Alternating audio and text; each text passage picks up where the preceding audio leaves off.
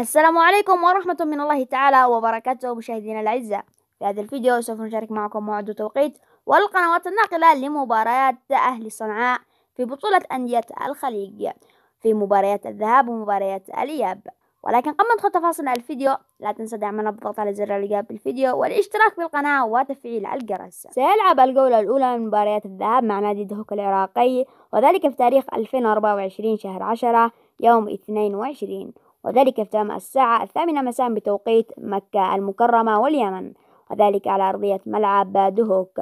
والمباراة الثانية ستكون مع نادي النصر الإماراتي في تاريخ 2024 شهر 11 تاريخ 6، وذلك في تمام الساعة 8 مساء بتوقيت اليمن، وذلك على أرضية ملعب الدحيل. والمباراة الثالثة والأخيرة تجمع بنادي ظفار العماني وأهلي صنعاء في تاريخ 2024 شهر 11 تاريخ 27، وذلك في تمام الساعة 6 مساء بتوقيت اليمن، وذلك على أرضية ملعب مجمع السعادة. وسيلعب مباريات الإياب.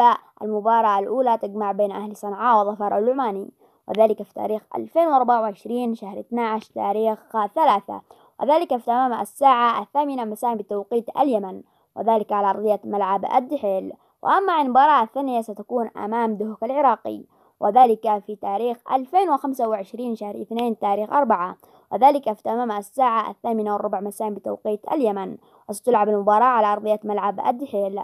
والمباراة الثالثة والأخيرة ضد نادي النصر الإماراتي، وذلك في تاريخ 2025 شهر 2 تاريخ 19، وذلك في تمام الساعة 8 مساء بتوقيت اليمن على أرضية استاد آل مكتوم.